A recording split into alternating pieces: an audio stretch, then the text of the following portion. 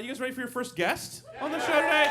All right, he is Captain Renard, or actually no, Mayor Renard now on NBC's Grimm. He's also been on NCIS, Caprica, and the 2009 Godfather Part 2 video game. Please welcome out Sasha Roiz, everybody.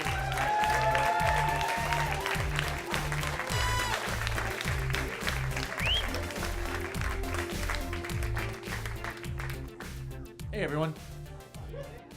Oh, so nice to be here. It is so nice. Oh, I'm so sorry. I know you're like in good shape, but would you like a Halloween themed pumpkin? I'm good. I had You're some good? upstairs. Oh, okay. Actually. I'm gonna put these on the front of the stage, and at some point, if you need a Halloween themed candy pumpkin, they'll be there for you. That's very thoughtful. Well, I'm not going to eat all of them, or I mean, I am if they're there. Those are mostly for you, I guess. Anyway, sorry, Sasha. I didn't mean to. Just takes one soul brave enough to get up, bro. That's all it is. Oh, yeah. Oh, man, I just distracted the shit out of everybody. Man, that was a terrible choice. It's like I'm new at this. Also, I just noticed For that the next guest, he's going to throw a bunch of sparklers and Molly out into the crowd. See what happens.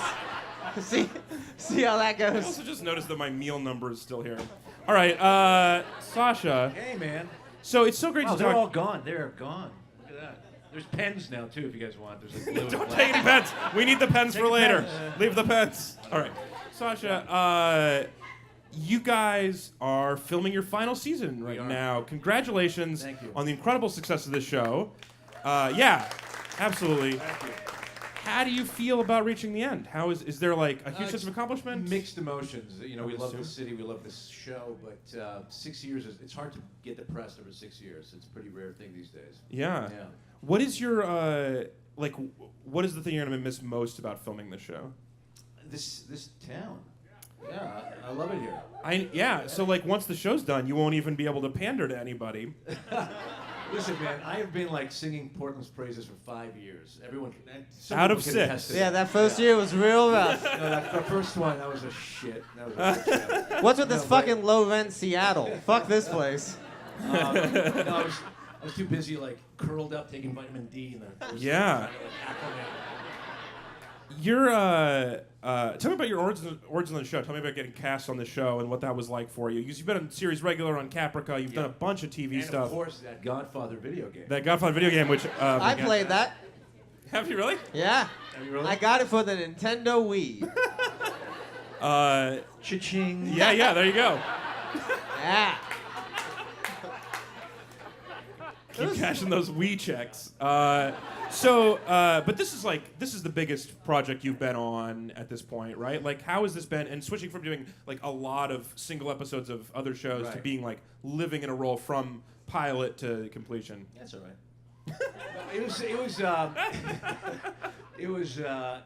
been great. It's been an amazing journey, and it's really odd because you're like known for this thing, and you know it's just, and especially here in Portland, like, it's become like this, you know, synonymous, like Grimm Portland, this kind of like symbiotic relationship. So we feel very like we have this responsibility to like really present Portland. So Yeah. we're like the ambassadors. Even to though, Portland. like- everywhere we go, we're like, Even have though you on the been to Portland? On the show, Do you though, like food, coffee? Do you, on the show, you do portray the city as like every third person is a monster who's trying to kill everybody. Well, there's that, yeah.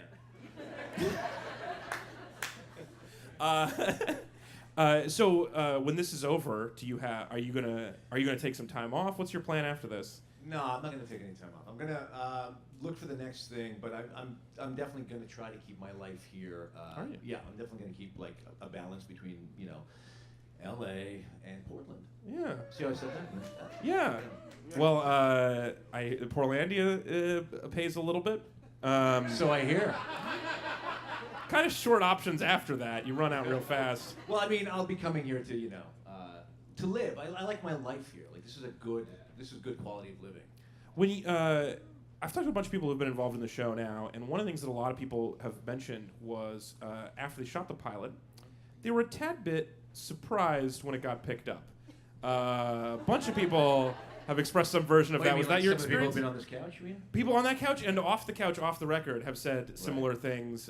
Is that how off the record works? I just tell you later? Anyway. A lot of people involved in it were like, hey, this is a really fun thing, then we're going to do this pilot, then we're going to go back and shoot more pilots. Well, I think as actors, we're always waiting for disappointment, like at all times. Right. Like even now. Oh, it's coming. I'm sure it is. The third half hour of this segment is going to get real boring. So anyway, it's just hard to even fathom that something good could come of this because you're so used to things getting canceled or not getting picked up or what have you. So it's kind of remarkable when something not only gets picked up but has a run of 6 seasons, which is unheard of these days. And do you fortunately you have a character that is sometimes hard to know his true intentions, which gives you a lot of room to maneuver over the 6 seasons instead of just like, I'm good and dashing the whole time. Right. Has that helped you? Has that been easier? Like, have you really, like, actually, better way to phrase that question. So now that it's over, are you sure where the mayor is coming from at all times, or are you still waiting for them to tell you like a final reveal of like? Have you ever seen the show? I've watched a lot of the show. I have, and you are like more. You have a lot more depth than some of the other characters. I think you might be evil some days. He's evil a lot. Yes. He's. It's fun to play those characters. Morally ambiguous characters are a lot more fun. This is what I'm trying to say. So it was fun to have that morally ambiguous. Always, because I don't know what's going to happen. I don't know what they're going to write. The audience doesn't know what he's going to do. So it's really fun because it keeps me guessing, keeps them guessing. Do you know the ending of the show? Do you have? No, we're at. I think we just got the 8th episode. We're only doing 13 episodes this season. So. Are you hoping he turns out on the good side or on the bad side? I hope he just kind of blows up at the end. Just like huge explosion. Just Halloween candy everywhere, like piñata or something. So I want to talk to you a little bit more about your bio before Grimm. So you started out doing stage acting, and I read an interview with you that summarized your transition to TV as the roles came easily, and so you reassessed the decision to be on stage. Was that the experience? I didn't. I just sat there in my apartment in Hollywood and was like, keep them coming. I mean, that's why I wrote it down. Next. That sounds unlike what I hear about Hollywood, so I was surprised. That was not your experience? The roles did not keep on coming. No, I started in theater. I still love to do theater. We did a play last year. Yeah. And you gestured to me like I was in it. I was not. Yeah, you and I we did The Odd Couple last year. I'd watch that. But no, started to transition into TV, and I started acting a little late. I was 29, 30 years old when I started. That is late. Yeah. So I kind of realized that the clock is ticking. If I want to do TV and on camera stuff, I better get on with it. So that's why I kind of went full steam ahead once that kind of opportunities came. Do you miss the stage? What do you like about TV versus the stage? The paycheck. I'm not gonna lie. It's true, and I imagine that like most of even the really good stage actors in town, if I had them on the show, would not get the level of like woo when you come out. It's not the same kind of passion from the fans. Yeah. Well, yeah. I mean, yeah. Okay. Yeah. Agreed. I was trying to, but I mean, I love the stage. I love theater. It's still really for me as an actor, I think it's still the best medium for actors, and I love having my time there. And so I try to mix it up, but it gets like a little tricky sometimes to coordinate that. Well, that's what I thought was so cool when you did. I mentioned I was going to ask you about this, which is why he gestured at me. That when you did 3 Days of Rain at Portland Center Stage, is that you had time off of filming the show in Portland, and instead of going to the Bahamas or back to LA or whatever, you were like, I'm gonna do this how much show. I love the Bahamas, baby. I could just. You have a Bahamas glow about you. I'm not making that up.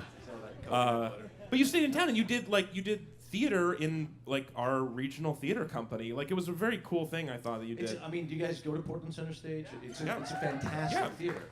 It's arguably one of the best regional theaters in the country, and I had a great time, and we had like a fantastic experience there. Silas and I did it together. If for those who haven't seen the show, but it was such a good time. Chris Coleman, who runs the theater, is an outstanding talent. Did they reach out to you, or did you talk to them and say, I want to do a show here? Kind of a little bit of both, because I knew Chris from previous years, and we tried to coordinate something, but again, it's very tricky with the shooting schedule, and it somehow worked that year. So we. So you're getting all these theater offers, and you were like, next, and then you finally took one. I mean, again, theater's a little tricky because it's a long commitment, so it's got to fit just right. Yeah, well, I mentioned earlier, speaking of commitments, you're going to have to get going here and saying you have to go to bed because you're running a marathon tomorrow. And, yeah. I've always wondered, when an actor like does a play and then you come back at the beginning of next season, is there like a real like, oh, what you do during the break? You went to the Bahamas? Yeah, I just did here. Yeah. Just real acting. I was unbearable. I was insufferable. I wore a cape the first 3 months. I am running a marathon, half marathon, which we discussed. It doesn't sound as impressive when I say a half marathon, but it is impressive when I say 20 kilometers. That is impressive, yeah. Metric. Half marathon does sound way, especially if somebody starts out by saying you're going to do a marathon. And you're like, yes, a half of a marathon is what I'm going to do. Yeah, I decided to do my first marathon because you know why? Partly to raise funds. If any of you feeling generous, I'm collecting some funds for the Maurice Lucas Foundation. But partly because I live right in the heart of the course. So it's going. You weren't going to be able to drive anywhere every anyway. Every year I'd be on my balcony, like in a bathrobe, like I really should do that sometime. Like next year. And now it's like last year. I'm like I gotta do this now.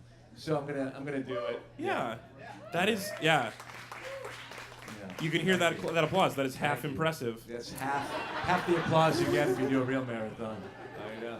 By the way, last night I was talking to a friend, and he's like, "Oh, it's great that you're doing it." You know who did it? My son did it when he was 13.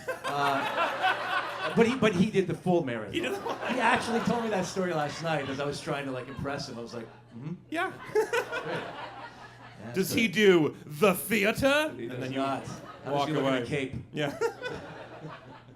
Yeah, maybe. Are you gonna do the other half some other time? You gonna finish it? I'll save it for later. Okay, yeah. It's fine. I do want to ask you about the fans really quick. I want to go back for 1 second before I get going.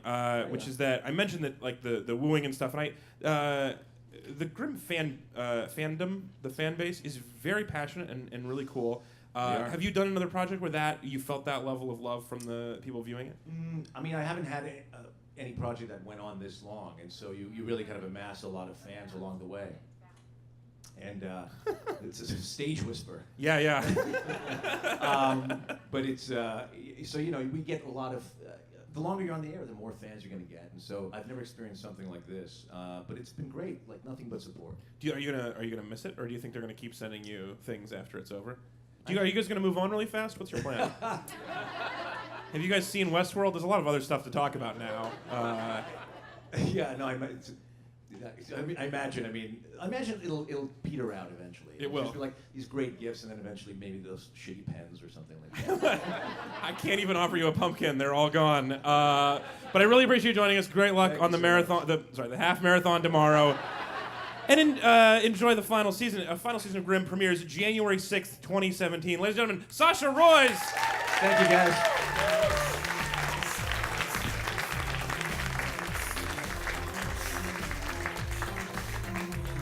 Right. We're gonna keep going. Anthony, what are you gonna do tomorrow morning? I'm gonna sleep till 10 and eat pancakes. What are you planning? I'm gonna wake up at 8, eat like a 200 milligram edible, go back to sleep for 40 minutes, wake up high as fuck, and then just coast.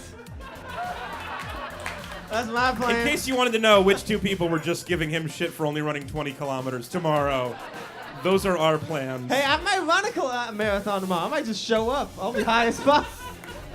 I don't know where You're gonna wake up and be like, that was a great marathon.